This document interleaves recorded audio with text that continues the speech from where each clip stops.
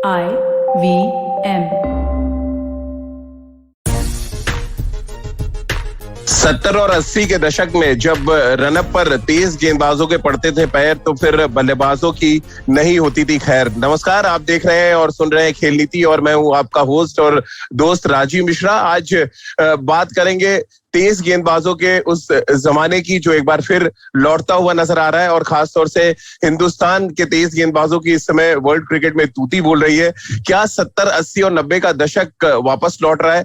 क्या एक बार फिर तेज गेंदबाज वर्ल्ड क्रिकेट को डोमिनेट करते नजर आएंगे? इन सभी मुद्दों पे बहुत डिटेल में बातचीत करेंगे। हमारे साथ पूर्व क्रिकेटर सबा करीम है जो विकेट कीपिंग करते थे अपने जमाने में। इसके अलावा निखिल चोपड़ा हमारे साथ है, पूर्व क्रिकेटर और पूर्व कमेंटेटर, और उनके हाथ में अक्सर पुरानी गेंद आया करती थी जब तक वनडे क्रिकेट में व्हाइट बॉल नहीं शुरू हुई और निखिल भाई ने फिर नई गेंद के साथ भी गेंदबाजी की।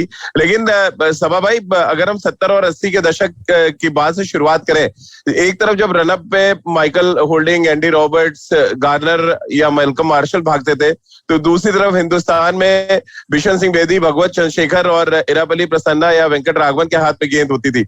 ये अब उस जमाने से और आज के जमाने में आए, आज बिल्कुल समीकरण उलट सा गया। आज हमारे पास 150 टच करने वाले तेज गेंदबाज हैं और जो दूसरे देश हैं उनको खौफ है हमारे तेज गेंदबाजों से।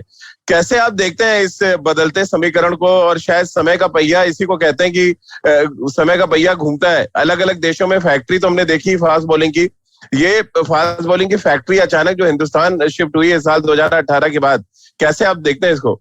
मुझे तो ये लगता है राजीव, उस समय में भी जब बेदी, प्रसन्ना, वेंकट राघवन, बिशन सिंह बेदी, चंद्रशेखर, ये सारे हमारे पास जो शानदार स्पिनर्स थे, उस समय भी हमारे पास यंग पेस बॉलर्स थे। पर अंतर सिर्फ यही है कि उस समय विकेट्स उनको मिलते नहीं थे अच्छी गेंदबाजी करने के लिए या फिर तेज गति से बॉलिंग करने के लिए। उस समय मुझे याद है, निखिल तुम भी इसमें ऐड कर सकते हो, कि जो हम लोगों ने खेलने के बारे में सोचा या फिर खेलना शुरू किया था 70s और 80s में, उस समय मुझे याद है कि पांडुरंग सालगांवकर का नाम आता था, कासन घाबरी का नाम आता था, और फिर कई सारे रणजी ट्रॉफी में प्लेयर्स थे, योगराज सिंह, कपिल देव, ऐसे कई सारे पेस बॉलर्स थे। पर अगर आप युवा पेस बॉलर्स को विकेट देंगे नहीं भारतीय कंडीशंस में, ग्रीन टॉप देंगे नहीं, कंडीशन उनके मुताबिक देंगे नहीं, तो फिर नए पेस बॉलर निकल कर आएंगे नहीं। अच्छी बात यह है कि पिछले, मुझे लगता है कि एक दशक में बहुत बड़ा अंतर आया है डोमेस्टिक क्रिकेट में, और ये सबसे बड़ा अंतर यही है कि यहाँ पर जो विकेट सब मिल रहे हैं राजीव, वो ज्यादा कंड्यूसिव है पेस बॉलिंग के लिए। इसीलिए हमारे पास कई सारे रोल मॉडल्स नजर आ रहे हैं, और उसके साथ साथ हमारे युवा पीढ़ी के जो पेस बॉलर्स हैं उसमें जो तमन्ना जाग उठी है कि वो भी तेज गेंदबाजी कर सकते हैं, वो भी जगह बना सकते हैं अंतर्राष्ट्रीय क्रिकेट में, और इसी वजह से इतने सारे पेस बॉलर देखने को मिल रहे हैं। हमारे जमाने में भी, निखिल तुमको भी याद होगा कि जब मैं कीपिंग करता था भारतीय टीम के लिए, उससे श्रीनाथ थे जो 140 प्लस 145 प्लस क्लिक्स पे में गेंदबाजी करते थे, या फिर सलील अंकोला था कुछ हद तक, या फिर एबी कुरुविला थे। उसके अलावा दूसरी छोर से हमारे पास स्विंग बॉलर्स हुआ करते थे या फिर सीम बॉलर्स हुआ करते थे। वेंकटेश प्रसाद वेरी इफेक्टिव, पर उसमें उतनी ज्यादा गति नहीं थी। तो कई सारे इस तरह के पेस बॉलर्स भी आए, पर तब भी हमारे यहाँ हमारे डोमेस्टिक क्रिकेट की जो विकेटें थी वो कंडीसिव नहीं थी पेस बॉलिंग के लिए। पर ये जो पिछले कई सालों से जो अंतर आया है, उसी वजह से इतनी बड़ी पीढ़ी देखने को मिल रही है। और अब ये जो भारत है, हमारा जो देश है, ये अब पेस बैटरी तैयार कर रहा है, जो कि चौंका रहा है अंतर्राष्ट्रीय क्रिकेट में हर एक खिलाड़ी को। निखिल भाई, लेकिन देखिए समय तो बदला है। सबा भाई कह रहे हैं तब होते थे तेज गेंदबाज, लेकिन अगर तेज गेंदबाज थे तो फिर सनी भाई को नई गेंद से बॉलिंग नहीं कराई जाती है, जमीन पे बॉल फेंक के गेंद को पुराना नहीं किया जाता, क्योंकि आपके पास स्पिनर्स थे और आपकी स्पिनर ताकत थी। ये मानना पड़ेगा हमें कि 70-80 के दशक में अगर हम वेस्ट इंडीज की पेस बॉलिंग अटैक देखें, ऑस्ट्रेलिया चले जाएं जहां पर Dennis Lillee, Jeff Thompson, रोडनी hog, इसके अलावा लेन पेस्को एक होते थे जो बहुत तेज डालते थे। फिर इंग्लैंड की बात करें, हर कंट्री के पास, इवन पाकिस्तान के पास सरफराज नवाज, सिकंदर बख्त और इमरान खान जैसे तेज गेंदबाज थे। लेकिन उसी पर्टिकुलर एरा में हमारे स्पिनर्स ने डोमिनेट किया। क्या रीजन आप देख रहे हैं? सनी भाई को गेंदबाजी कराना पड़ता था और वो उनका रनअप अभी भी याद है, और अक्सर वो चर्चा करते हैं कि हिंदुस्तान के लिए उन्होंने ओपन बॉलिंग की है। देखिए, जिस तरीके की जो विकेट्स थी, सभा भाई भी कह रहे थे, जब एक गेंदबाज को पता है कि भाई मेरे को कितनी मदद मिलेगी, कितनी मदद नहीं मिलेगी, स्पिनर्स का बोलबाला था, और तभी वो इतने ज्यादा ओवर भी करते थे, गेंद ज्यादा मूवमेंट करने को मिलती नहीं थी, सूखी पिचेस होती थी। पर वो चीजें धीरे धीरे चेंज हुई हैं, और प्लस जो रोल मॉडल थे उसके, जब बिशन सिंह बेदी थे, इरापल्ली प्रसन्ना थे, वो रोल मॉडल थे भारत के। और उनके बाद कपिल देव आए, कपिल देव के बाद आप देखिए आशीष नेहरा, जहीर खान, जवागल श्रीनाथ, जो सभा भाई कह रहे थे, एक समय था जब भारतीय टीम में आपके पास सिर्फ एक तेज गेंदबाज होता था जो 140 से 145 की स्पीड पे डालता था, जवागल श्रीनाथ को ले लें अगर, और दूसरी तरफ से फिर सीम गेंदबाज और फिर जो कटर वगैरह डालते थे। लेकिन आज का समय जो है, जब से ये आईपीएल शुरू हुआ है 2008 और मैं कहता हूँ 2001 से आपकी वो धीरे धीरे पेस बैटरी चालू होने लग गई है। आपके पास रोल मॉडल्स ऐसे आ गए, जहीर खान को लोग फॉलो करना चाह रहे हैं, आशीष नेहरा को फॉलो करना चाह रहे हैं, आप जसप्रीत बुमराह को देखिए, मोहम्मद शमी को देखिए, भुवनेश्वर कुमार, आपकी कार्तिक त्यागी, शिवम मावी, ये अगली जो पेस बैटरी है, इसका मैं राजीव भाई बहुत बड़ा श्रेय देता हूँ एनसीए को भी, नेशनल क्रिकेट एकेडमी को। ईशांत शर्मा है, किस तरीके से ये अंडर 19 जब ये खिलाड़ी खेले थे उनको किस तरीके से हैंडल किया गया है और साथ में उनको किस तरीके से सिखाया गया है, तो मैं मानता हूं वो भी एक बहुत बड़ा एक योगदान रहा है बीसीसीआई की तरफ से, जो नेशनल क्रिकेट एकेडमी सेटअप की है। और उसी की तरह धीरे धीरे स्पिन भी आ रहे हैं। लेकिन आज के समय पे जो फास्ट बॉलर्स हैं वो शानदार रहे। और आप आईपीएल की टीम में देखें, हर टीम में जो जितने भी ओवरसीज गेंदबाज हैं वो जब भारतीय युवा गेंदबाज के साथ समय बिताते हैं तो वो अपने आप में एक बहुत बड़ी सीख रहती है। इसीलिए हमारे जितने भी तेज गेंदबाज हैं लगभग वो अंतर्राष्ट्रीय क्रिकेट के लिए तुरंत 2 सीजन के आईपीएल के बाद तैयार हो जाते हैं, क्योंकि उनको सीखने को इतना मिलता है, कंधे से कंधा मिलाते हैं विश्व के सर्वश्रेष्ठ गेंदबाजों के साथ। बिल्कुल सबा भाई, आपने श्रीनाथ का जिक्र किया, आपने कीपिंग भी किया उनके अगेंस्ट। क्या ये वाकई सच है कि जब 140 प्लस गेंदबाज डालता है तो कीपर को एक तो पीछे तो खड़ा ही होना पड़ता है, दस्तानों से आवाज आती है जब आप गैदरिंग करते हैं? कुछ इंसिडेंट बताए ना जवागल श्रीनाथ का, क्योंकि आमतौर पे तो बहुत शांत रहते थे, उनके बारे में कहा जाता था कि बहुत ज्यादा एग्रेसिव नहीं है, बट उनकी बॉलिंग में वो नजर आता था। खासतौर से जो ऑस्ट्रेलिया का पहला दौरा, जब उनका जो ओरिजिनल एक्शन था मुझे याद आता है 92 में जब वो दौरे पे गए थे वर्ल्ड कप के लिए, वर्ल्ड कप से ठीक पहले एक सीरीज ऑस्ट्रेलिया के अगेंस्ट वो खेलते थे। कैसे आप याद करते हैं जवागल श्रीनाथ को? राजीव, श्रीनाथ का एक मैच मुझे याद है, मैं कीपिंग कर रहा था, ये था सेंचुरियन पार्क में हमारा मुकाबला हो रहा था जिम्बाब्वे के विरुद्ध। ये एक ट्राई नेशन सीरीज थी दक्षिण अफ्रीका, भारत और जिम्बाब्वे के बीच। सेंचुरियन पार्क उस जमाने में सबसे फास्टेस्ट विकेट माना जाता था। और जब मैच शुरू हुआ और हमारी आई थिंक सेकेंड हाफ में गेंदबाजी हो रही थी अंडर लाइट्स, अब श्रीनाथ ने जो अपना पहला स्पेल डाला उससे ज्यादा तेज स्पेल मैंने कभी देखा नहीं, या ना ही मैंने उस तेज स्पेल में कभी कीपिंग की होगी। तो हालत ये हो गई थी, 1 ओवर के बाद मुझे एडजस्ट करना पड़ा अपनी पोजीशन, और मुझे लगता है कि मैं 30 यार्ड की जो लाइन होती है वहां पर मुझे खड़े होकर कीपिंग करनी पड़ रही थी, और बॉल भी मैं कलेक्ट कर रहा था, वो भी शोल्डर के ऊपर से। और अंत में जब लास्ट के ओवर्स बहुत अच्छे टाइट मैच हो गया था, पॉल स्ट्रैंग तुमको याद होगा राजीव, और लेग स्पिनर थे, तो वो बैटिंग कर रहे तो दूसरे छोर से कोई और टेलेंडर था, मैच हम लोग जीतने वाले थे। पर अब हालत ये हो गई कि श्रीनाथ जो भी शॉर्ट बॉल डाले वो मैं ऊपर कंधों के पकड़ूं और वो 1 रन भाग जाए आगे आ जाए, ऐसे आगे हो तो 4 रन निकल जाएगा बाई का। तो वो श्रीनाथ की मुझे लगता है कि वो बड़ा ही शानदार, पर मुझे लगता है कि श्रीनाथ का रोल अब हम लोग को ज्यादा देखने को मिल रहा है, क्योंकि श्रीनाथ एक तरह से टॉर्च बियरर थे, out and out fast bowling जो भूमिका है उन्होंने मुझे लगता है कि शुरू की। और उसके बाद कई सारे पेस बॉलर्स आए, आशीष नेहरा, जहीर खान, अजीत आगरकर, इस तरह के कई सारे जो पेस बॉलर्स की जो पीढ़ी है, मुझे लगता है कि उसमें श्रीनाथ का बहुत बड़ा योगदान रहा है। उस समय डेविड जॉनसन भी आया था, ज्यादा मैचेस वो खेल नहीं पाए, उसमें भी गति बहुत ज्यादा थी।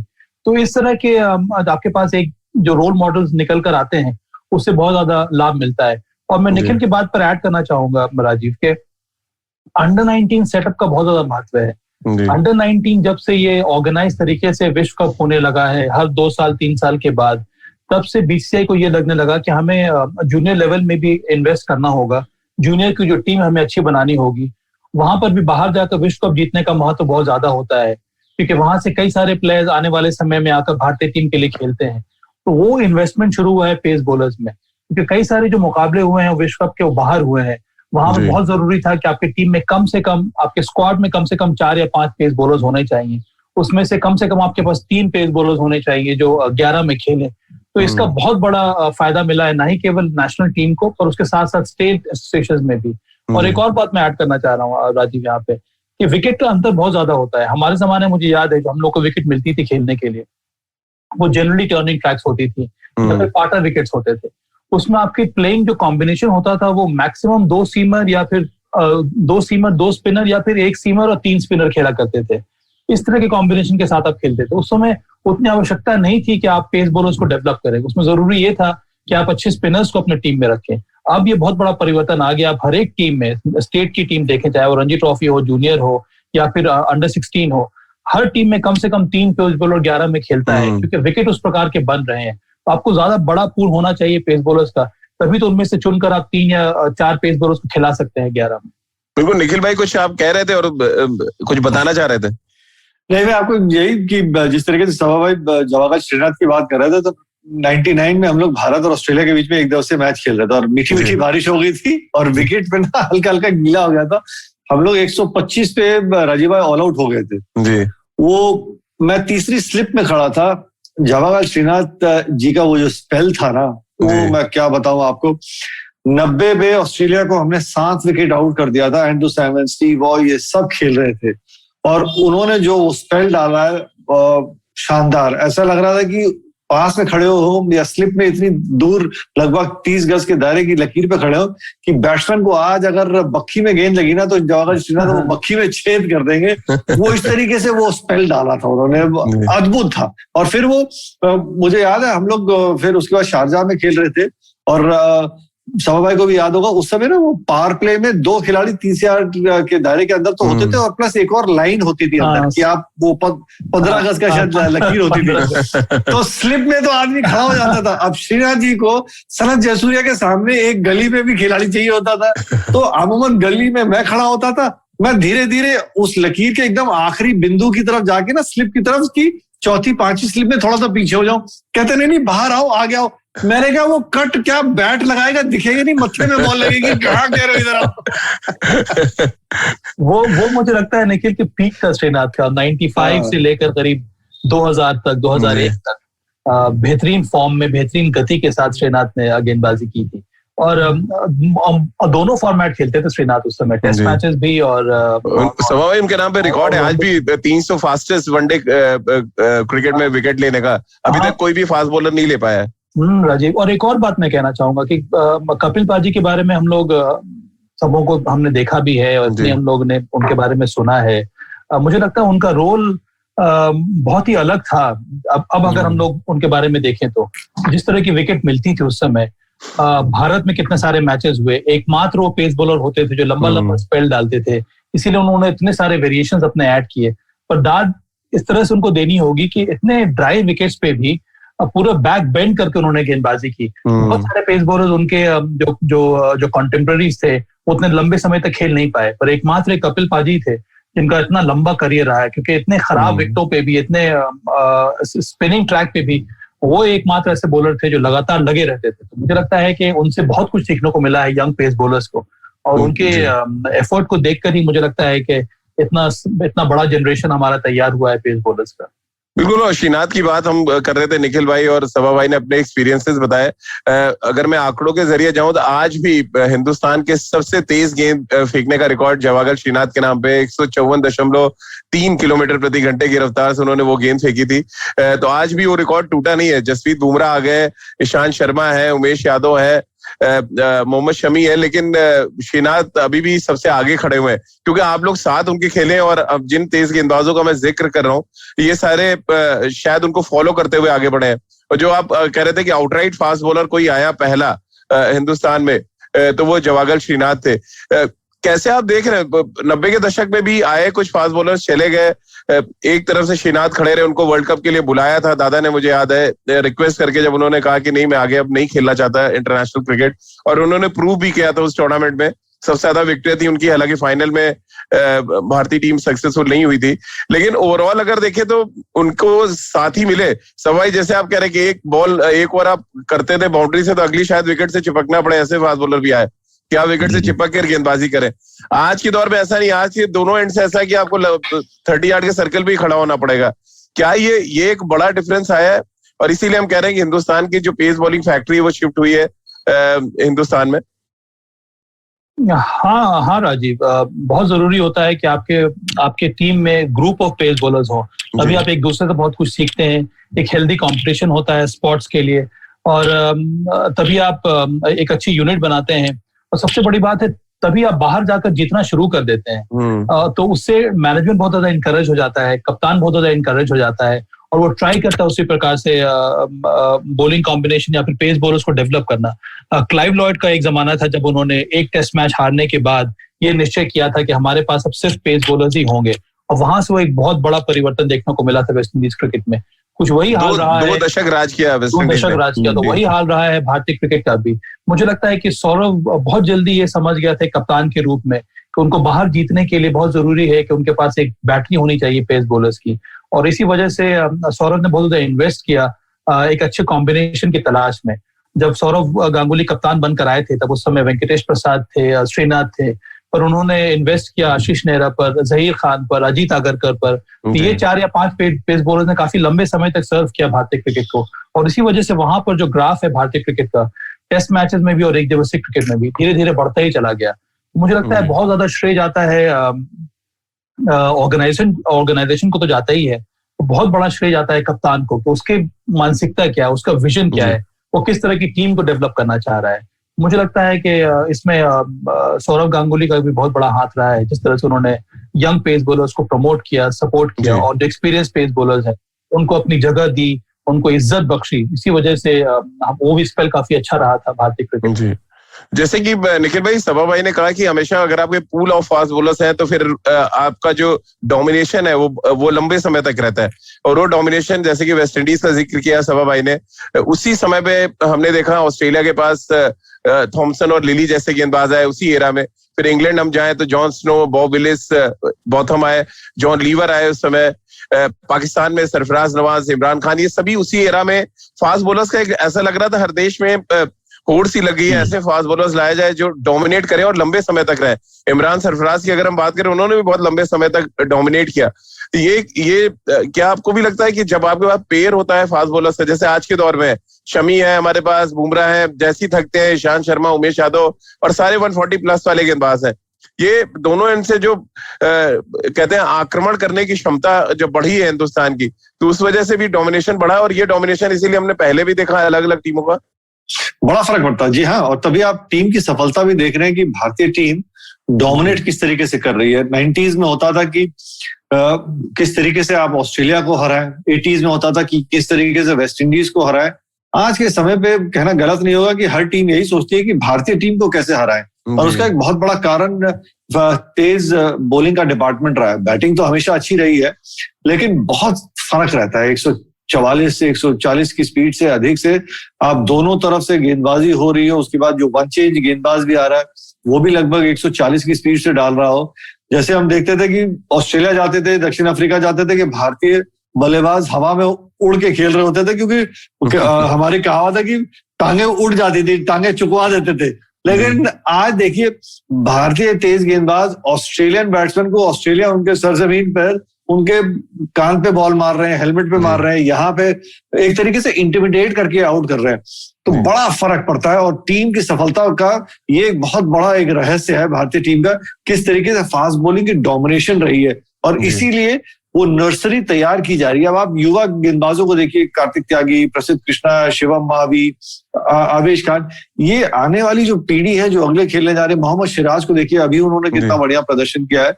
तो खुशी इस बात की है कि वो एक चीज डोमिनेशन को बरकरार रखने के लिए आपके पास पूरी तरीके से वो असला भी तैयार हो रहा है।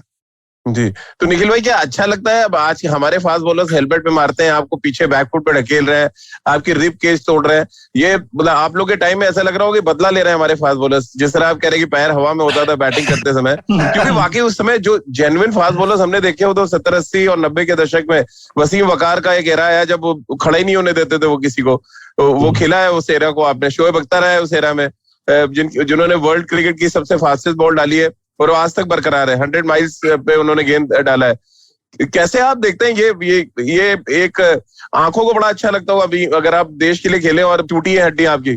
बहुत मैं बता नहीं सकता, बहुत अच्छा लगता है कि आप किस तरीके से ओवरसीज बल्लेबाज जो पले बड़े हुए हैं तेज गेंदबाजी के ऊपर, जो शॉर्ट पिच गेंद अच्छा खेलते हैं, आप उनको बैकफुट पे धकेल के एक तरीके से डरा के आउट कर रहे हैं ना, वो देख के बड़ा मजा आता है कि किस तरीके से भारतीय युवा तेज गेंदबाज अब वो हावी हो रहे हैं, वो इंटिमिडेट कर रहे हैं, वो उन्होंने एक अपना पूरा दबदबा बना के रखा हुआ है। यही तो देखने में मजा आता है। और आप देखिए, तेज गेंदबाज या बॉलिंग डिपार्टमेंट आपको मुकाबले जिताता है। बैटिंग हमेशा मजबूत रही है और टेस्ट मैचेस में आपको 20 विकेट चटकाने, अगर टीम अच्छा नहीं भी करती 200-250 पे, पर आपके पास वो आज दमखम है कि आप दूसरी टीम को भी आप 200-250 पे आउट कर सकते हैं। और उसका बहुत बड़ा श्रेय जाता है कि हमारी वो किस तरीके से पूरी पेस बॉलिंग का कॉम्बिनेशन स्पिन के साथ मिलके वो किस तरीके से विकेट चटका रहे हैं। तो पेस बॉलिंग डिपार्टमेंट बहुत जरूरी है।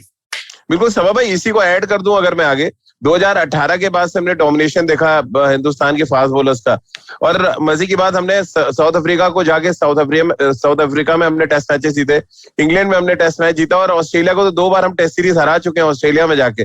क्या बड़ा रीजन आप यही देख रहे हैं कि जिस तरह से डोमिनेशन है हमारे फास्ट बॉलर्स का, और जो बात निखिल भाई कह रहे हैं कि हम डरा भी रहे हैं उनको और हरा भी रहे हैं, उनको ये बता रहे हैं कि बहुत आगे खड़े होने की जरूरत नहीं है, स्विंग को काउंटर करने के लिए हम पीछे ढकेलना भी जानते हैं। आपको राजीव, बहुत बड़ा फैक्टर है। अगर आपकी पेस बॉलिंग स्ट्रांग होती है तो इससे आपको फायदा कई एरियाज में मिलता है।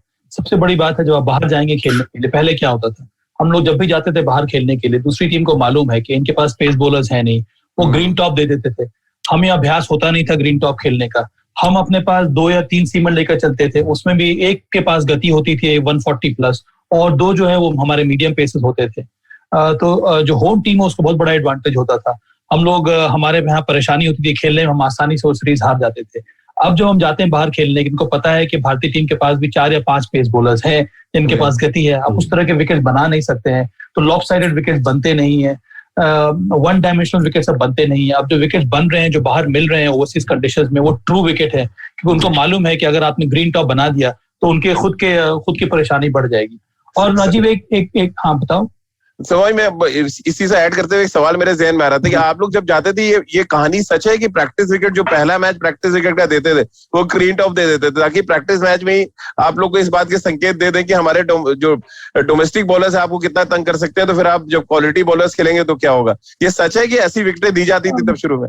नहीं, हमने जो 2-3 दौरा किया उसमें तो ऐसा नहीं था। हम लोग दक्षिण अफ्रीका में पहला मैच खेले थे पोर्ट एलिजाबेथ में, वहां पर एक बहुत ही पाटा सा विकेट था। पर प्रॉब्लम ये होती थी राजीव के वहां पर जो प्रैक्टिस विकेट्स मिलते थे वो अच्छे नहीं होते थे, तो आप उस तरह से प्रैक्टिस भी नहीं कर पा रहे हैं, और नेट बॉलर्स की हमेशा से परेशानी रही है। मैं अपनी बात को फिर से आगे ले जाना चाहता हूँ यहाँ पे राजीव के। कई लोगों को इस बारे में एहसास नहीं है कि जब से हमारे यहाँ अच्छे विकेट्स बननी शुरू हुई हैं भारत में, जहाँ पे पेस बॉलर्स को मदद मिलती है, उससे भारतीय जो डोमेस्टिक क्रिकेटर्स हैं उनके बल्लेबाजों को भी बहुत ज्यादा फायदा मिला है। क्योंकि अगर आपकी विकेट्स अच्छी हैं, ट्रू विकेट्स है, जहां पर बाउंस है, जहां पर मूवमेंट है, वहां पर आपको बल्लेबाजी करने के लिए आपकी तकनीक सही होनी चाहिए, आपके बेसिक सही होना चाहिए, तभी आप ऊपर जाकर आप रन बनाएंगे, तभी आप कठिन विकेटों पे भी रन बनाएंगे, चैलेंजिंग कंडीशंस में आप रन बनाएंगे, क्योंकि आपका बेस बहुत ज्यादा स्ट्रांग हो रहा है, तभी आप स्पिनिंग ट्रैक्स पे भी रन बना सकते हैं। तो मुझे लगता है इसका लाभ जो है वो भारतीय बल्लेबाजों को भी मिला है, और इसी वजह से अभी हम जो जाते हैं बाहर खेलने के लिए, ओवरसीज कंडीशन हमें अगर टफ भी मिल जाते हैं, तब भी हमारे पास बल्लेबाज हैं जो उन कंडीशन को कोप कर सकते हैं, वो जल्दी एक्लिमेटाइज कर लेते हैं, क्योंकि वहां पर कई बार खेलने का फायदा मिला है। एक तो इंडिया ए के बारे में हम लोग बात कर सकते हैं आगे भी, इंडिया ए का जो एक्सपोजर टूर्स रहा है उसका फायदा बहुत ज्यादा मिला है भारतीय क्रिकेट स्ट्रक्चर को। बिल्कुल, स्पीड वर्सेस स्किल पे भी आगे बात करेंगे कि स्किल होना कितना जरूरी है। अगर स्पीड है और स्किल नहीं है तो फिर क्या आप सक्सेसफुल हो पाएंगे, इस पे आगे बात करेंगे। लेकिन उससे पहले आप दोनों के एक एक्सपीरियंस तो मैं जानना चाहता हूं, क्योंकि आप दोनों उस एरा में खेले जो लीथल फास्ट बॉलर्स का एरा था। निखिल भाई, शुरू में आपसे ही करता हूँ, कोई एक फास्ट बॉलर का इंसिडेंट बताइए जिसके बारे में ड्रेसिंग रूम में बहुत ज्यादा चर्चा होती है और उसको खेलने के लिए लोग परहेज कर रहे हो, खेलना तो पड़ेगा, परहेज कर रहे हो लेकिन। अरे ड्रेसिंग रूम की चर्चा छोड़िए, मैं बताता हूँ वही मुकाबला जो सिडनी वाला था 1999 का, जो हम लोग खेल रहे थे, 1 दिवसीय मुकाबला था, मीठी मीठी बारिश हुई थी, हम लोग 125 पे ऑल आउट हो गए। और मुझे याद है कि उस समय ब्रेट ली का मेरे ख्याल में शुरुआत में ही वो दौरा था, तो वो गेंदबाजी कर रहे थे। अब क्योंकि 125 पे आउट हो गए तो बैटिंग आ गई, तो मैं बैटिंग करने गया, अपना बैकलिफ्ट लेके पहला बॉल जब डाला, शू करके निकल गया, तो सामने सभी डीगे खड़े थे। सभी डीगे ने कहा, अरे भाई बैट नीचे करो, निकल गई थी। मैंने कहा अच्छा ठीक है। दूसरी गेंद ऐसे ना डिफेंस किया, सामने इतनी तेज आई ऐसे सामने क्या, अब मैं चाह रहा था 3 रन ले, तो उधर से सभी टीका कहता नहीं बहुत बढ़िया खेल रहा, खड़ा रहा यार, मजा आ रहा है तेरे को देख के। मैं दूसरी बॉल तो खेली है। उस दिन मुझे लगा था राजीव भाई, साहब भाई, कि अगर ब्रेट ली ने वो बाउंसर डाला, अगर मैं ठीक नहीं खेला, छाती में लगी तो मेरी छाती में छेद हो जाएगा। वहां से मैंने लाइफ में, उससे पहले बैटिंग करते टाइम कभी भी चेस्ट गार्ड नहीं पहना था, लेकिन फिर मैंने चेस्ट गार्ड मंगा के पहना, क्योंकि उनके अभी भी 2-3 ओवर उस स्पेल के बचे हुए थे, तो उससे तेज मैंने कभी किसी को नहीं खेला। बिल्कुल, और मैं उसी को ऐड कर दूं, 161.1 की रफ्तार से उन्होंने उनकी अपनी फास्टेस्ट बॉल डाली है, यानी कि ऑलमोस्ट 100 माइल्स को टच कर रहे हैं। 99.7 की रफ्तार रही है। तो निखिल भाई, आपने 100 माइल्स वाले एक तेज गेंदबाज को खेल लिया है। और आपने देखा है शोएब अख्तर को वर्ल्ड कप में बॉलिंग करते हुए भी, जब वकार, वसीम और शोएब एक साथ गेंदबाजी करते थे। क्या ये ऑल टाइम सबसे लीथल एरा मानते हैं, या आपको अभी भी लगता है कि कैरेबियन एरा जो था वो ज्यादा खतरनाक था? देखिए राजीव भाई, इन लोगों को मैंने देखा है, खेला है, सामने से देखा है, वो एरा को भी देखा आपने जी। वो एरा को मैं, उनको जो वेस्ट इंडीज के तेज गेंदबाज थे उनको देखा नहीं है, पर उनकी कहानियां इतनी सुनी है। मैं दाद देता हूं सनी भाई को कि मतलब अनकवर्ड विकेट्स पे बगैर हेलमेट पे उन्होंने जिस तरीके का प्रदर्शन किया है, सच्ची में आप सलाम करते हैं। क्योंकि 6 फुट 6 इंच के तेज गेंदबाज, उनकी लेंथ बदल जाती है, कौन सी लेंथ पे किस तरीके से बॉल उछल के आ रहा हो, वाकई मतलब हम लोग बात करते हैं कि तारीफ करने चाहिए सनी भाई की, लेकिन वो एक अद्भुत काम किया उन्होंने जिस तरीके से। और सबसे ज्यादा शतक उनके वेस्ट इंडीज के ही खिलाफ है, उनके घर पे घुस के 100 बनाते थे। जी सभा भाई, एक इंसिडेंट तो आपको भी बताना ही पड़ेगा, क्योंकि आपने भी बड़े फास्ट बॉलर्स खेले और एलन डोनाल्ड का एरा खेला आपने, तो मतलब उनको व्हाइट लाइटनिंग कहा जाता था। राजीव, मैं 2 एरा की बात करूंगा, क्योंकि मैं 2 एरा में क्रिकेट खेल चुका हूँ। जी। सबसे पहले जब 89 का दौरा हुआ था वेस्ट इंडीज का, उस समय उनके पास थे Ian Bishop, one of the fastest pace bowlers. मुझे लगता है कि मैल्कम मार्शल भी थे, विव रिचर्ड्स उस समय कप्तानी कर रहे थे वेस्ट इंडीज टीम की, और उनके पास बैटरी ऑफ पेस बॉलर्स थे उस समय। और मुझे टेस्ट मैचेस तो खेलने का मौका मिला नहीं, पर हमारी टीम का प्रदर्शन उतना अच्छा नहीं हुआ था। मैंने सिर्फ 2 फर्स्ट क्लास मैचेस खेले थे, और एक फर्स्ट क्लास मैच 3 दिन का मैच था, वो गीले विकेट पर हो रहा था। और वेस्ट इंडीज टीम की जो प्रेसिडेंट 11 की जो टीम थी, उसमें पैट्रिक पैटरसन पेस बॉलिंग कर रहे थे। और पैटो के बारे में बहुत मशहूर था, ज्यादा टेस्ट मैचेस वो खेले नहीं। एक समय में कहा जाता था कि उनसे तेज बॉलर देश विश्व में कोई भी नहीं है। उनका एक्शन जो था ना, वो अलग किस्म का था। उनका जो फ्रंट लेग है, वो लगता था कि इतना ऊपर उठाते थे कि मतलब आपके चेहरे के सामने आ जाता था। स्पाइक्स गिन सकते हैं। हाँ। तो मुझे याद है कि मैं जब बैटिंग करने गया नंबर 7 या नंबर 8 पर, तो मेरे सामने कपिल पाजी बैटिंग कर रहे थे, वो जल्दी आउट हो गए। मैं बाद में अपना स्कोर कार्ड देख रहा था, तो मैंने ज्यादा गेंदे जो हैं, और नंबर 11 पर हिरवानी को आना था बल्लेबाजी करने के लिए। जब तक कपिल पाजी खेल रहे थे और हम लोगों ने उनके साथ खेला, एक छोर पर ऐसा पता नहीं क्या हुआ कि मैंने करीब 40 से 50 बॉलें जो हैं मुझे पैट्रिक पैटरसन की फेस करनी पड़ी। और ये 89 की बात है, हेलमेट तो मैंने डाल लिया था, पर 89 की बात है। और 40-50 गेंदों में ना, पता नहीं क्यों मैंने सारी गेंदें पैट्रिक पैटरसन की खेली थी उसमें। अब आउट होने का चांस तो बना नहीं, क्योंकि मेरे सर के ऊपर सारी बॉल निकल गई। अब मुझे याद है कि मैंने 3 या 4 गेंदें सिर्फ अपने बल्ले से खेली होगी, सब या तो सर के ऊपर से निकल गए या फिर डाउन द लेग साइड या ऑफ स्टंप के बाद। मैंने कहा मैं कर क्या रहा हूँ। और जैसे ही कपिल पाजी आउट हुए, तो हीरू को आना था बैटिंग करने के लिए, गीला था, तो पाजी चाहते नहीं थे, कपिल पाजी उस मैच में कप्तानी कर रहे थे, वो नहीं चाह रहे थे कि हीरू इंजर्ड हो जाए, तो उन्होंने 9th विकेट पे ही डिक्लेयर कर दिया। तो मैं नॉट आउट होकर 3 या 4 रन बनाकर मैं वापस चला गया। 60 बॉलें खेली, उसमें खेलने का मतलब मैंने 3-4 ही गेंदें खेली होंगी। और एक और स्पेल मुझे याद है कि मोहाली में हम लोग एक वनडे मैच खेल रहे थे पाकिस्तान के विरुद्ध। मोहाली का विकेट उस समय, ये मुझे लगता है कि 90s की बात होगी। और वसीम अकरम, शोएब अख्तर गेंदबाजी कर रहे थे पाकिस्तान से। ये डे नाइट मैच था, हम लोगों ने पहले बैटिंग की थी। और पता नहीं ऐसा क्यों होता था कि जब भी पाकिस्तान के खिलाफ मुकाबला हो, तो मुझे हमेशा ओपन करने के लिए भेज दिया जाता। मैंने कभी भी फर्स्ट क्लास क्रिकेट में मतलब बकरीद आपके साथ कई बार मनाई गई मुझे लगता है। एक तरफ से सौरभ और दूसरी तरफ से हम चले गए बैटिंग करने के लिए, ओपन करने के लिए। और शोएब अख्तर मुझे लगता है वो फेज में ना सबसे तेज गेंदबाजी वो करते थे। वो जो स्पेल मैंने खेला था शोएब अख्तर का, पहले ही ओवर में सौरभ गांगुली को ये रिब्स में बॉल लगी, वो इंजर्ड होकर बाहर चले गए। और फिर पता नहीं नंबर 3 पर कोई और आया हुआ खेलने के लिए। मैंने गेंदें तो काफी खेली, रन बहुत कम बनाए, क्योंकि स्पीड को हम लोग समझ ही नहीं पा रहे थे। शोएब अख्तर का मुझे लगता है वो सबसे ज्यादा फास्टेस्ट स्पेल मैंने खेला होगा। गति बहुत ज्यादा थी, पल्ले नहीं आ रही थी, कौन सी बॉल खेलूं कौन सी बॉल छोड़ दूं कुछ समझ में नहीं आ रहा था। तो ये 2 स्पेल मुझे अभी तक याद है राजीव। चलिए, क्योंकि अब बातें तो बहुत करने के लिए सभा भाई, मुझे लग रहा है कि बहुत लंबा सेशन हो जाएगा, बट एक जो सेशन लंबा और एंटरटेनिंग सेशन जी। देखिए सभा भाई, जाते थे एक जो सवाल जहन में आता है कि जिन बॉलर्स का आपने जिक्र किया, जिन बॉलर्स का निखिल भाई ने जिक्र किया, उनको अगर मैं विजुअलाइज कर रहा हूं तो एक चीज नजर आ रही है हिंदुस्तान के जो अभी युवा तेज गेंदबाज आ रहे हैं कि पहले के जो भी खतरनाक गेंदबाज थे वो इनकमिंग डिलीवरी से जिनकी बॉडी पे बॉल आती थी वो ज्यादा डेंजरस हो जाते थे। जैसे शोएब की आपने बात की, या वकार की बात कर लें, या जैसे कि निखिल भाई बता रहे थे ब्रैडली की इनकमिंग डिलीवरीज बहुत तेज आपकी बॉडी पे आती थी। आज के दौर में जसप्रीत बुमराह, मोहम्मद शमी, इन सबके पास वो इनकमिंग डिलीवरीज है जो आपको क्रैम्प करती है, बॉडी पे आती है।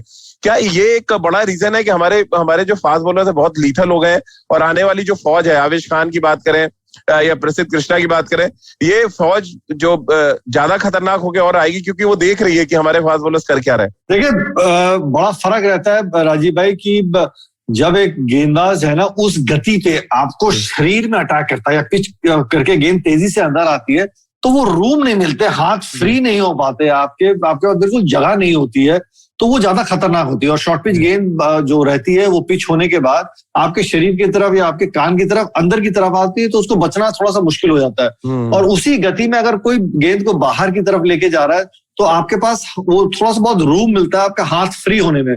उस गति पे आपको सिर्फ बैट ही लगाना होता है, बाकी का काम जो है वो गेंदबाज की गति आपकी मदद कर रहा होता है। तो मैं मानता हूं कि अंदर आती हुई गेंद उस गति पे वो ज्यादा खतरनाक और ज्यादा कारगर साबित होती है। जी बिल्कुल। और सभा भाई इसीलिए आउटस्विंग बॉलर्स इतने लीथल नजर नहीं आए। आउटस्विंग बड़े अच्छे हुए लेकिन वो 130-35 वाले रहे। जो इनकमिंग वाले फास्ट बॉलर्स थे जो बॉडी लाइन पे आती थी जिनके, वो ही ज्यादा स्पीड भी जनरेट कर पाते थे। अब इसके पीछे क्या कुछ टेक्निकल रीजन आप देखते हैं? नहीं, मुझे लगता है कि एक्शन पे बहुत कुछ निर्भर करता है कि आप किस गति से गेंदबाजी कर रहे हैं या फिर किस लेंथ पे आप गेंदबाजी कर रहे हैं। और एक्शन पेस बॉलर का तभी अच्छा होता है जब वो रिपीटेबल हो, तभी आप उसमें गति भी आप ऐड करते रहते हैं। जैसे ज्यादा ट्रेनिंग करेंगे, आपके फिटनेस लेवल्स ऊपर होंगे, आपकी न्यूट्रिशन अच्छी होगी तो आप में गति बढ़ती जाएगी। बहुत जरूरी है कि इस समय जो हमारे पास जो पेस बैटरी है राजीव, उनको अगर आप देखेंगे तो कोई भी सिंगल डायमेंशनल बॉलर नहीं है। तो ऐसा नहीं है कि मोहम्मद शमी की बॉल सिर्फ अंदर आती है, उनकी बॉल जो है वो बाहर भी निकलती है। तो इस तरह से बल्लेबाज को ट्रैप करने में आसानी हो जाती है। तो कोई विकल्प नहीं होता है यहाँ पर बल्लेबाज के पास। अब ईशांत शर्मा इतने लंबे समय से खेलते आ रहे हैं, उन्होंने कितने सारे नए जो रिसोर्सेज अपने बॉलिंग में उन्होंने ऐड किए हैं। उनकी बॉल पहले सिर्फ अंदर आती थी, अब उनकी बॉल पढ़ के सीधी निकल कट भी किया इस बार उन्होंने स्पिनाट की तरह। तो मुझे लगता है कि ये वेरिएशन की वजह से ही जो कॉम्बिनेशन है टीम का वो अच्छा हो जाता है, जो कॉम्बिनेशन है पेस बॉलर्स का अच्छा हो जाता है। और एक और बात बहुत जरूरी है यहाँ पे, एक टीम में बैलेंस अटैक होना बहुत जरूरी है। इस समय हमें भारतीय क्रिकेट सीन में तलाश करनी होगी स्विंग बॉलर्स की। अगर हम ओवरऑल देखें तो यहाँ पर हमारे पास भुवनेश्वर कुमार और दीपक चाहर हैं। इसीलिए अगर आप देखेंगे तो इस समय ज्यादा इन्वेस्टमेंट हो रहा है लेफ्ट आर्म सीमर्स में, क्योंकि लेफ्ट आर्म सीमर्स जो जेन्युइन स्विंग बॉलर्स है, उससे आपको लाभ बहुत ज्यादा मिलता है। तो इस तरह का बैलेंस अटैक बनाना बहुत ज्यादा जरूरी है। पर हाँ, मैं मानता हूँ अगर आप उस गति अगर आप डिग कर रहे हैं तो हटना खेलना बड़ा कठिन हो जाता है, क्योंकि हट पाते नहीं, आपके पास समय होता नहीं है। चलिए बहुत बहुत शुक्रिया सभा भाई आपका और निखिल भाई आपका। और एक दिन एक सेशन रखेंगे कि कौन सा एरा सबसे खतरनाक था, वो 70s, 80s और 90s में, जहां पे आप लोग भी खेले 80s और 90s में, तब उसमें जरा डिटेल में डिस्कशन हो पाएगा सारे फास्ट बॉलर्स के बारे में। तो निखिल भाई अपनी आप सोशल हैंडल के बारे में बताएं हमारे दर्शकों को, ताकि वो अपने सवाल भेज सकें। जी इंस्टाग्राम पे निखिल चोपड़ा 26। तो जो भी सवाल है दागिए, जो भी जहन में सवाल आ रहा है, कोई कहानी सुननी है तो आपके साथ शेयर करेंगे, गुफ्तगू करेंगे। और क्या सभा भाई आपसे भी रिक्वेस्ट है, आप भी अपनी जो सोशल हैंडल के बारे में थोड़ा व्यूअर्स को बताएं। देखिए मेरी सोशल हैंडल अभी तक तो है नहीं, ना तो मैं ट्विटर पे हूँ ना तो मैं इंस्टाग्राम पे हूँ। अब आपको लाना पड़ेगा। अभी कोई शोएब अख्तर तो है नहीं कि आप आएंगे नहीं सोशल मीडिया पे। इनको IVM पॉडकास्ट पे तो मैं फेसबुक पर अवेलेबल हूँ। जो भी दर्शक हैं, फैंस हैं, वो जुड़ना चाहते हैं वो जरूर मेरे फेसबुक अकाउंट पे पोस्ट कर सकते हैं। चलिए, बहुत बहुत शुक्रिया आप सभी का हमारे साथ जुड़ने के लिए। तो खेल नीति का हर एपिसोड आप रोज सुन सकते हैं और देख भी सकते हैं IVM के YouTube चैनल पर और IVM पॉडकास्ट के फेसबुक पेज पे। इसके अलावा खेल नीति का हर एपिसोड आप सुन सकते हैं IVMpodcast.com पर। इसके अलावा गाना, Spotify, Google पॉडकास्ट या IVM के अन्य पॉडकास्ट पर। आप सभी का बहुत बहुत शुक्रिया हमारे साथ जुड़ने के लिए।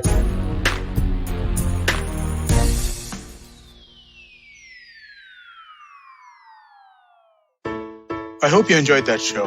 If you aren't following us on social media, please do. We're IVM Podcasts on Twitter, Facebook, and Instagram. We'd like to thank our sponsors on the network this week, Cred, Siet, TheWholeTruthFoods.com, and PayPal. We really do appreciate the support. On Cyrus Says, we discussed quite a bit about the local assembly elections this month. Vasanti Hariprakash was there to talk about the West Bengal elections, and then we also spoke to Pradeep Gupta, a psephologist and author. He's the chairman and MD of Access My India. Do definitely check that episode out. Great conversation. Tune into This Round Is On Me, where Gauri Devi Dayal caught up on the latest trends in the PR industry with Archana Jain from PR Pundit. On The Habit Coach, Ashton Doctor spoke to Anandita Chatterjee. She's the founder of Travel Chatter. She's been a marketer with some large firms and has traveled to 67 countries so far. It was a RuPaul Drag Race fan club on KBCD where Farhad and Sunetru discussed the show's best moments and talents. Amber Rana was joined by celebrity fitness trainer Shivoham on Know Your Kanun to discuss fitness laws and regulations in India. They talk about the laws and infrastructure that exist to protect gyms, trainers, and also consumers in the fitness industry.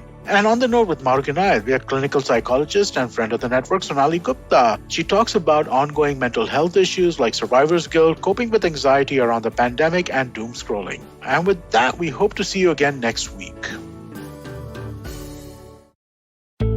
Feeling overwhelmed, anxious, struggling with too many obstacles, don't know where your life is headed? Well, if you are dealing with one or all of these, tune into the Positively Unlimited podcast, because in each episode, I share a life lesson, a life hack, a pro tip that can help you get your life back on track. All episodes are available on the IBM website, IBM Podcast app, or wherever it is that you get your podcast from. Do you know Tamil? Tamil puriyuma?